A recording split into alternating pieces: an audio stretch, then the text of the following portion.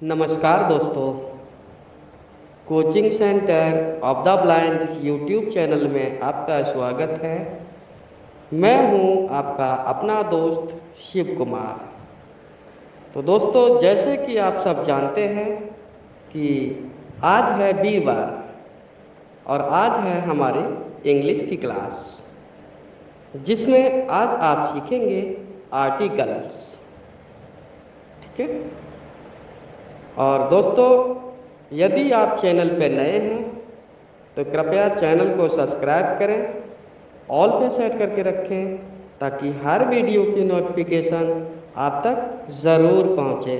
और वीडियो को ज़्यादा से ज़्यादा लाइक करें, सब्सक्राइब करें और कमेंट करें। यदि वीडियो अच्छी ना लगे तो डिसलाइक करें, कमेंट में कारण स्पष्ट करें।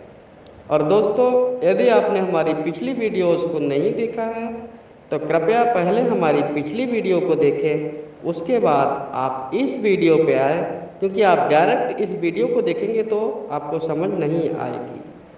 तो दोस्तों, अब चलते हैं हम अपनी वीडियो की ओर।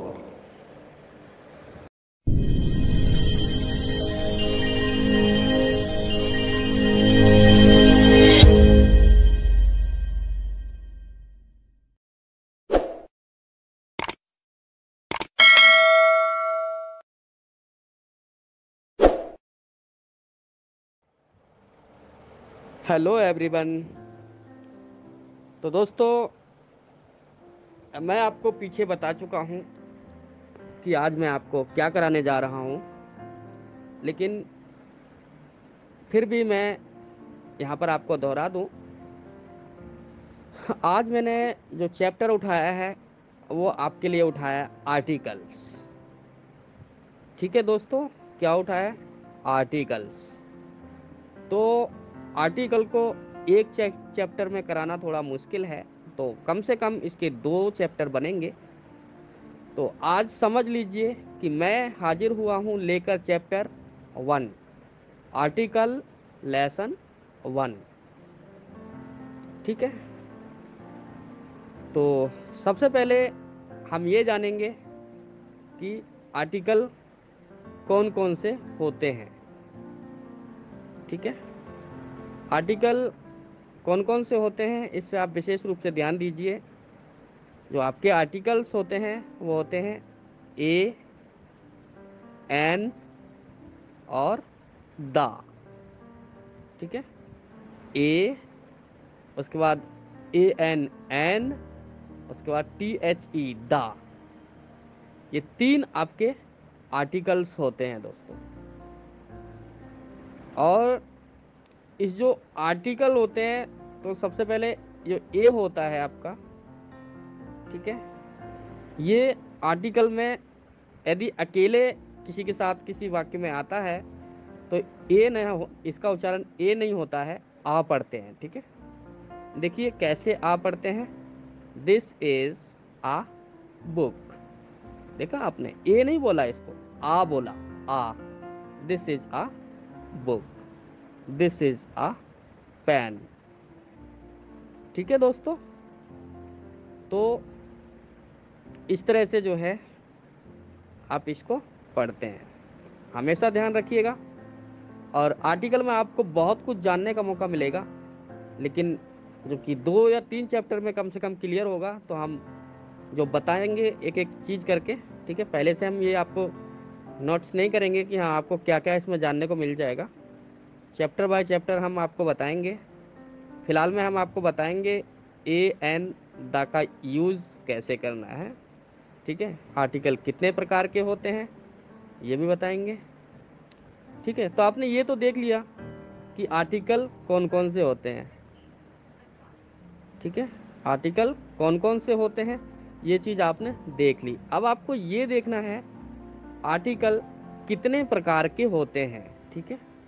तो आर्टिकल 2 प्रकार के होते हैं दोस्तों। कौन कौन से? डेफिनेट आर्टिकल और इनडेफिनेट आर्टिकल। ठीक है। डेफिनेट आर्टिकल और इनडेफिनेट आर्टिकल। तो डेफिनेट आर्टिकल की यदि बात करें तो वो आपका दा होता है, टी एच ई दा। ठीक है, ये आपका डेफिनेट आर्टिकल में आता है। और इंडेफिनेट आर्टिकल जो होते हैं आपके, वो दो होते हैं, ए और एन। ठीक है, ए और एन। तो देखिए, अब इनका यूज देखिए आप। डेफिनेट आर्टिकल आपका कहाँ पर यूज होता है और इंडेफिनेट आर्टिकल आपके कहाँ पर यूज होते हैं। तो जो आपका डेफिनेट आर्टिकल है वो किसी वस्तु, व्यक्ति एवं स्थान जिसकी जानकारी पहले से दी जा चुकी हो या जानकारी हो, वहां पर आपका यूज होता है डेफिनेट आर्टिकल द। ठीक है, और इंडेफिनेट आर्टिकल की यदि हम बात करें तो इंडेफिनेट आर्टिकल का यूज वहां होता है जैसे किसी वस्तु, व्यक्ति व स्थान की जानकारी ना हो, वहां पर आर्टिकल ए और एन का यूज किया जाता है। ठीक है, अब बेहतर समझने के लिए आपको उदाहरण की आवश्यकता है। बिना उदाहरण आप नहीं समझ पाएंगे, उदाहरण से आप समझ जाएंगे। तो देखिए कैसे। अब उदाहरण अच्छे से देखिए, ध्यान से सुनिए, ताकि आपको हर चीज स्टेप बाय स्टेप समझ में आए। तो मेरा जो पहला समझाने का एक उदाहरण है,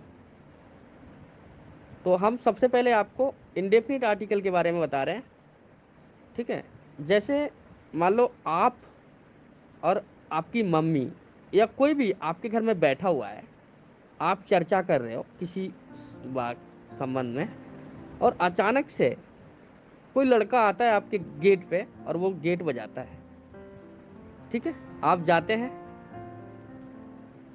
हैं और उससे देखते हैं, आप वापसी आते हैं, तुरंत आते हैं और आप बोलते हैं कि मम्मी, कोई लड़का दरवाजे पे है। ठीक है, क्योंकि आप ये तो कह नहीं सकते कि वो लड़का दरवाजे पे है, क्योंकि आपको उसकी जानकारी नहीं है कि वो कौन है या कौन नहीं है। ठीक है, तो आप कहते हैं आ, कोई लड़का दरवाजे पे है, आप बताते हैं, या एक लड़का दरवाजे पे है, तो उस सिचुएशन में आप कहते हैं a boy at the door. ठीक है, अब बताते हैं कि एक लड़का दरवाजे पे है, क्योंकि अब आप द बॉय तो वहां ले नहीं सकते, क्योंकि आपको जानकारी ही नहीं है उस चीज में। तो इस तरह से आप इस सिचुएशन में आपका ए का यूज किया जाता है। ठीक है, अ बॉय, अ गर्ल, कुछ भी, क्योंकि जिसकी जानकारी ना हो। और दूसरा उदाहरण यदि आप देखें तो ये होता है जैसे आप और आपकी मम्मी बैठे हुए हैं। ठीक है, और आपकी मम्मी ने बताया है कि बेटा, एक लड़का आएगा मुझसे बात करने, किसी भी मुद्दे पे मुझसे बात करने आएगा। ठीक है, तो आप उससे, आपका दरवाजा नॉक होता है, वो नॉक, लड़का आता है, दरवाजा नॉक करता है, तो आप देखते हैं, आप डायरेक्ट फिर वापस आते हैं और अपनी मम्मी से बोलते हैं कि मम्मी, वो लड़का आया है, वो लड़का दरवाजे पे है। ठीक है, क्योंकि अब आप यहाँ पर वो लड़का इसलिए बोल रहे हैं कि आपको जानकारी है कि वो लड़का दरवाजे पे है। ठीक है, तो आप बोलते हैं the boy at the door, क्योंकि आपको उसकी जानकारी थी, इसीलिए तो आपने ऐसा किया। अगर आपको जानकारी नहीं होती तो आप उसको भी यही बोलते कि एक लड़का दरवाजे पे है। तो ये हो गया आपका डेफिनेट और इंडेफिनेट आर्टिकल में अंतर, कि डेफिनेट आर्टिकल का यूज वहां किया जाता है जहां जानकारी पहले से हो किसी चीज की, और इंडेफिनेट आर्टिकल का यूज वहां होता है जहां पर आपको किसी वस्तु, व्यक्ति व स्थान की जानकारी ना हो, अचानक से वो आपके पास आया, ठीक है। तो ये चीज होती है दोस्तों।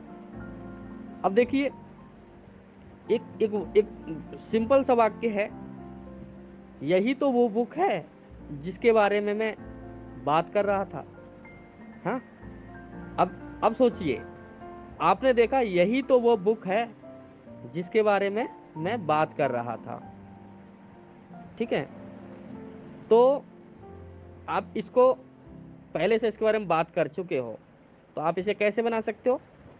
This is the book I am talking about it, या अबाउट केवल कह सकते हैं, ठीक है। तो ये आपकी समझ में अच्छे से आएगा, उदाहरण से समझेंगे तो, ठीक है दोस्तों। तो ये जो आपके उदाहरण है, मैंने पूरी कोशिश की है कि आपको सब कुछ अच्छे से समझ में आए, ठीक। जैसे अब मैं एक दो उदाहरण और देता हूं आपको। जैसे मान लो कोई आपको कहता है एक सीता दरवाजे पे खड़ी है, या कोई सीता दरवाजे पे खड़ी है, तो यहाँ पर आपको आ सीता लगाना पड़ेगा, आ सीता एट द डोर। या कोई लड़का दरवाजे पे खड़ा है तो a boy at the door. यदि बात आती है वह लड़का दरवाजे पे खड़ा है, तो उससे आपको ये माना जाएगा कि उसके बारे में आपको पहले से पता है, इसलिए आपने ऐसा बोला है, तो आप वहां पर दा का यूज कर सकते हैं, ठीक है दोस्तों। तो ये चीजें हैं, इनमें आपको जो है विशेष रूप से समझने की आवश्यकता है, और अच्छे से समझेंगे तो ये कॉन्सेप्ट आपका पूरा हो जाएगा, ठीक है दोस्तों। और चलिए थोड़ा सा और आगे बढ़ते हैं, क्योंकि अभी इसमें आपको बहुत कुछ है।